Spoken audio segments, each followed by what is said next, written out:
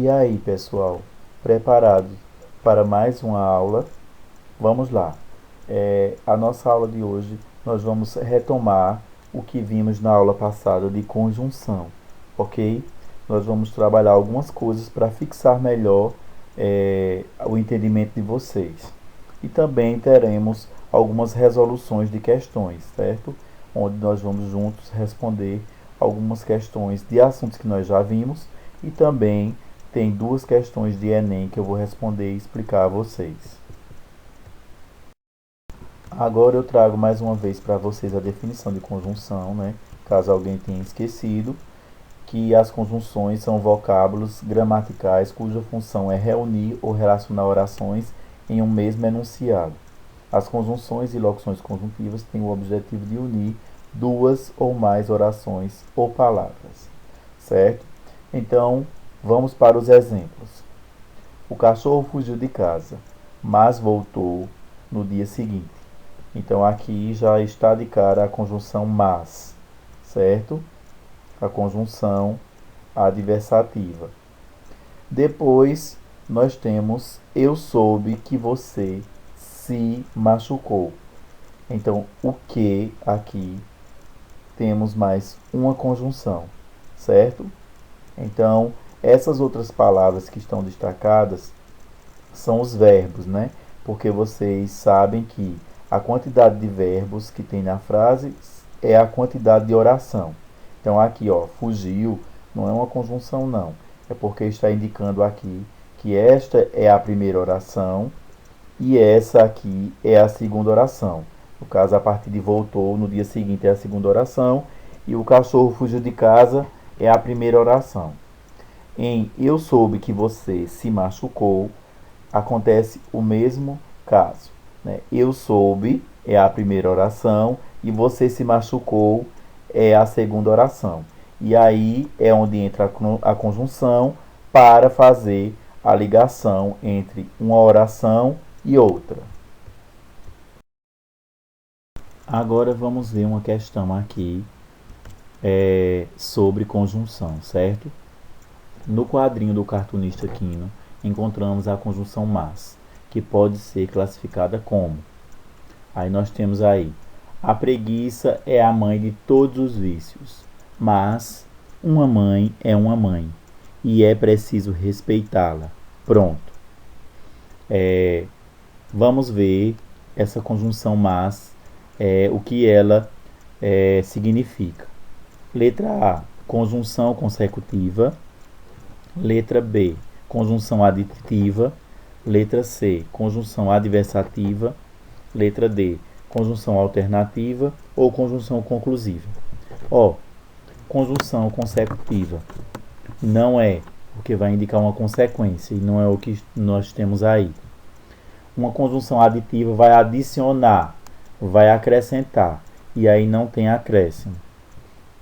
A conjunção alternativa tem que ter ou uma coisa ou outra, que é uma alternativa, escolhas, não tem aí.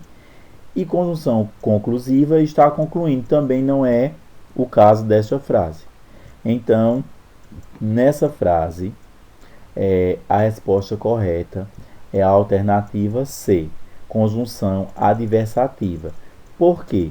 Porque nós temos aí, olha, uma quebra de expectativa nesse quadro, certo?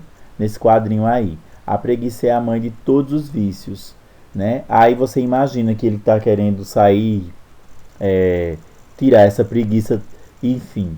Aí você vê a continuidade que é que, como ele disse que é uma mãe dos vícios, então mãe tem que ser respeitada. Então ele vai continuar com a preguiça. Então isso aí é a quebra, né, da expectativa. Então é algo contrário do que se espera. É adversativa.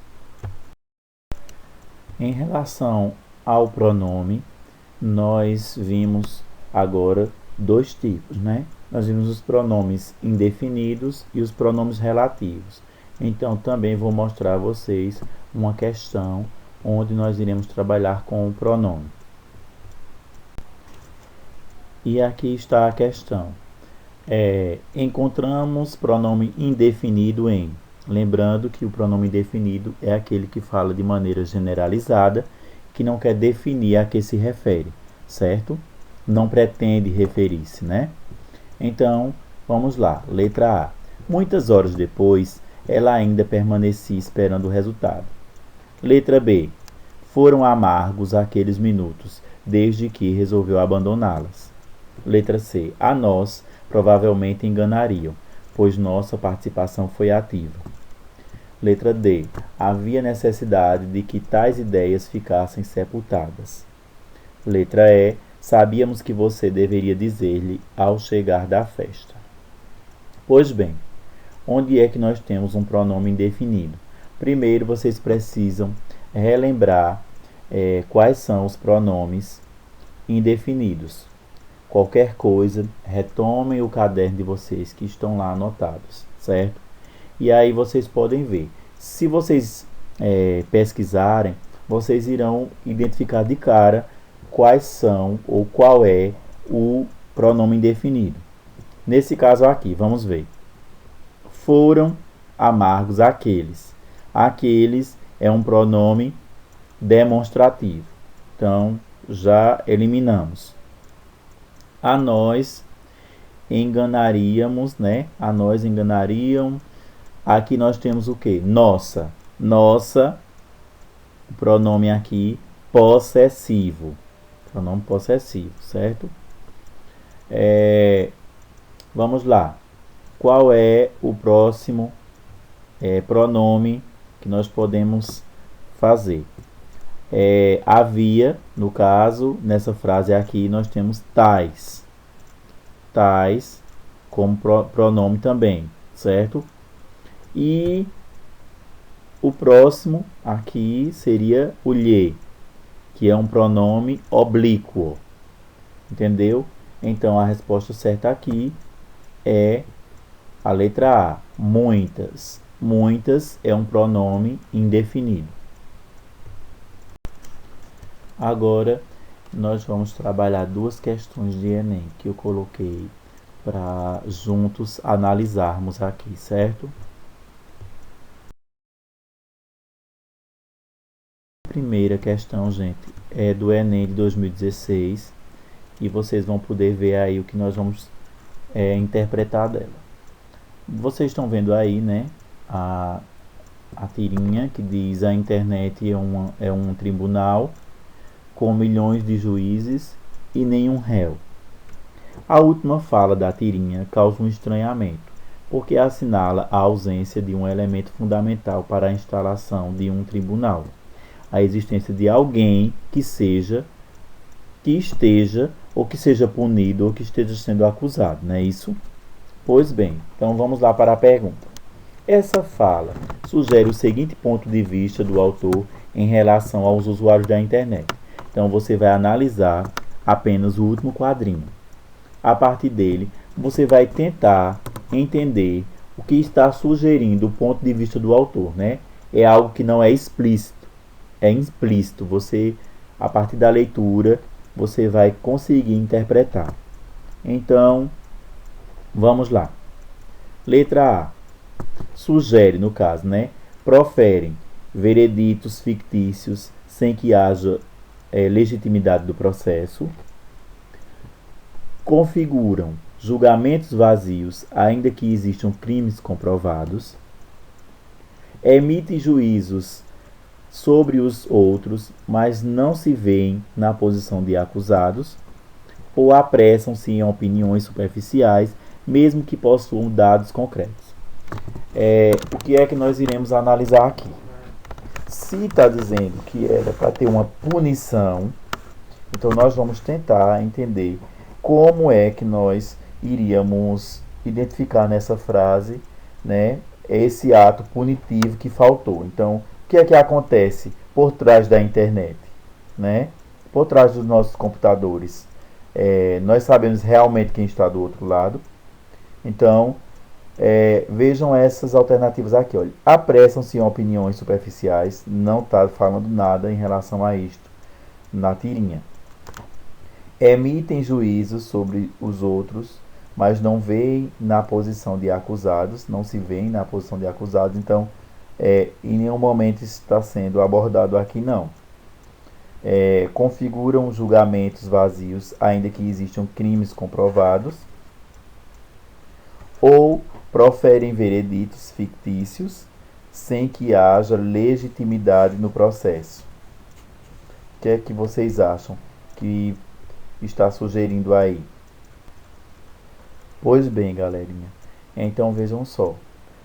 Ainda bem, né, que os anos estão passando e nós temos avançado nessa punição para pessoas que praticam esses tipos de crimes na internet. Então a resposta correta aqui configuram julgamentos, né? São julgamentos vazios, ainda que existam crimes comprovados, né? Nesta época aqui ainda era mais difícil encontrar culpados em relação a esses crimes virtuais, mas isto, a cada dia que passa, está se resolvendo, tá certo, gente? Então a resposta certa é a letra B.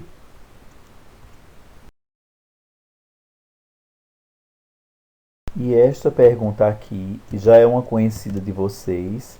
Eu coloquei aqui propositalmente, tá certo? Para vocês, mais uma vez, fixarem, para vocês lembrarem, certo? E aí, vejam só, a mesma charge que eu trabalhei anteriormente, do Enem 2013, certo? E vocês estão vendo a pergunta aqui. Nessa frase, o recurso morfossintático que colabora para o efeito de humor está indicado pelo ou pela, né?